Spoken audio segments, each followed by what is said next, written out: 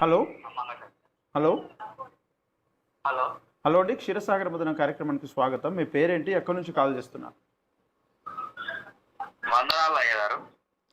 వందనాలు బ్రదర్. మీ పేరేంటి అండి? నా పేరు శ్రీకాంత్, మరి పెద్దపల్లి డిస్టిక్ అయ్యా. Peddapalli. Peddapalli district. Okay, office sir ఉన్నారు, మీ ప్రశ్న అడగండి శ్రీకాంత్ గారు. దేవుడు మాకు సంతానాన్ని ఇస్తా అని వాగ్దానం చేసిండు అయ్య గారు. అవునా? అయితే మాకు కుమారుడు పుట్టాడు. అయితే దేవుడు అతనికి స్పర్జన అని పేరు పెట్టమన్నాడు అయ్య గారు. స్పర్జన? ఆ స్పర్జన అని పేరు పెట్టమని మాట్లాడిండట సేవకుని ద్వారా. సేవకుని తోటి ప్రార్థన చేస్తుండగా. సంతోషం. అయితే మేము దీక్షాంతు అని పెట్టాము.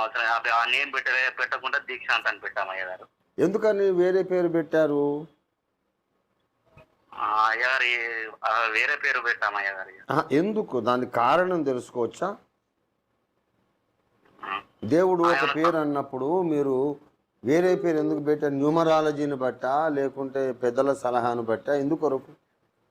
ఆ పెద్దల సలహాలు కాదు కానీ సర్టిఫికెట్ లో పేరు చేంజ్ ఉంటే ఇబ్బంది అవుతుంది అని చెప్పి అలా అంటే అంటే క్రిస్టియన్ పేరుంటే కష్టం వస్తుందనా?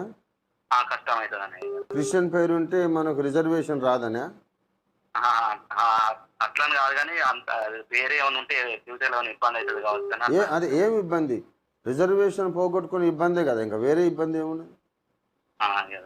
అదే కదా.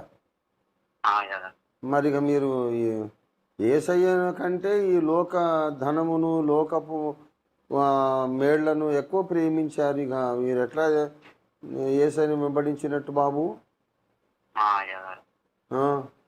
ఇప్పుడు రిజర్వేషన్లే పాలసీ అనేది తీసేస్తున్నారు. ఆ గల్ఫ్ యుద్ధాలన్నీ స్టార్ట్ అయిపోయినాయి. ప్రపంచ ఏక ప్రభుత్వం స్టార్ట్ అయిపోతుంది. రిజర్వేషన్లే ఉండవు. దాని కొరకు నువ్వు దేవుడు చెప్పిన పేరు కాకుండా ఇంకో పేరు పెట్టి నేను హిందూ పేరు పెట్టుకుంటేనే నాకు రిజర్వేషన్ ఉంటుందని దేవుణ్ణే ధిక్కరించి ఇంకో పేరు పెట్టుకున్నాక అసలు నువ్వు యేసు ప్రభువును ఎట్లా వెంబడించినట్టు? ఇదేం క్రైస్తవ జీవితం బాబు? అసలు సరైన క్రైస్తవుడైనోడు రిజర్వేషన్లు నాకు వద్దు పొమ్మని ఎడమకాలితో తన్నెళ్ళు కొట్టారు. అసలు ఎవరికి కావాలో రిజర్వేషను? దేవుడు నాకు ఇచ్చిన ప్రతిభతో నేను బ్రతుకుతాను, ఉద్యోగం రాకపోతే వ్యాపారం చేసి నేనే 100 మందికి ఉద్యోగాలు ఇస్తాను అని ఆత్మాభిమానంతో బ్రతకాల.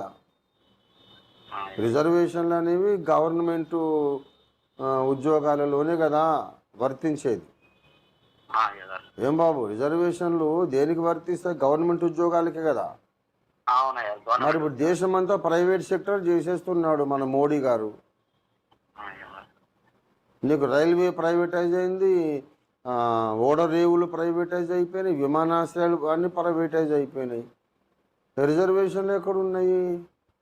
ఎంత తెలివి తక్కువ తను. రిజర్వేషన్ కొరకు మాకు హిందూ పేరు ఉండాలి, రిజర్వేషన్ కొరకు క్రిస్టియన్ పేరు ఉండకపోతే మంచిది అని.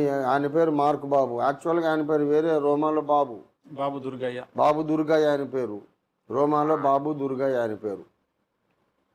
దుర్గయ్య ఇప్పుడు మార్క్ బాబు అయినాడు. నష్టమేమిది? ఆయన కొడుకు పేరు జెరుబ్బాబెల్. పచ్చి బైబిల్ పేరు అది. ఏం నష్టమైంది? బతకడం లేదా? ఈ రిజర్వేషన్ల పట్ల భ్రమ అనేది దళితులందరూ వదులుకోవాలి. ఉద్యోగం నువ్వు ఇచ్చేదేమిట్రా?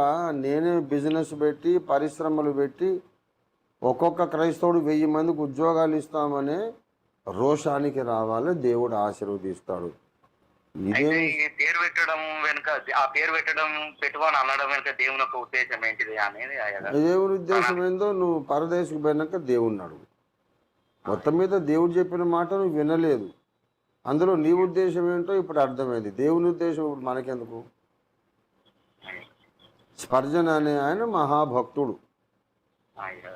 కొత్త నిబంధన క్రైస్తవ సంఘంలో పౌలు భక్తుని తర్వాత అంత గొప్ప ప్రసంగికుడు పుట్టలేదు, పుట్టబోడు అని లోకం చెప్పుకుంటుంది. Charles Spurgeon. బ్రిటిష్ రాణి గారు కూడా ఆయన ముందు మోకరించి ప్రార్థన చేయించుకొని పోయేది. అటువంటి గొప్ప బైబిల్ పండితుడు, బాప్టిస్ట్ బోధకుడు, సంఘ కాపరి, మహాజ్ఞాని. నీ కొడుకుని అట్లా చేద్దామని దేవుడు అనుకున్నాడేమో, అందుకే స్పర్జన పెట్టమన్నాడేమో. నువ్వేమో రిజర్వేషన్ కొరకని ఏదో ఈ లోకల్ పేరు పెట్టుకున్నావు. ఆ? అలాగే. మొత్తం మీద ఇప్పుడు పేరులో ఏమి లేదు బాబు. పేరు ఏ పేరైనా ఒకటే. స్పర్జన్ పెట్టినా ఒకటే, శామ్యులు పెట్టినా ఒకటే, ఎల్లయ్య పుల్లయ్యని పెట్టినా ఒకటే, సుబ్బారావు పెట్టినా ఒకటే, వెంకటేశ్వరరావుని పెట్టినా, ఏది పెట్టినా ఒకటే, పర్వాలేదు. కానీ దేవుని మాటను నీవు ఉల్లంఘించావు అంటే నీకు భయం లేదు. దేవుడు అంటే భయం లేదు.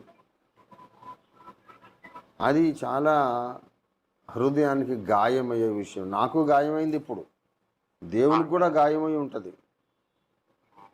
ఇప్పుడు మళ్ళా మీరు వెనక్కి వచ్చి స్పర్జన అనే పెడితే అన్నకు కూడా దేవుడు ఒప్పుకుంటాడో లేదో మనకు తెలియదు. దేవుడు చాలా సెన్సిటివ్. పరిశుద్ధాత్మను దుఃఖపరచకుడి అని అన్నారు. ఆయన కూడా దుఃఖపడతాడు బాబు.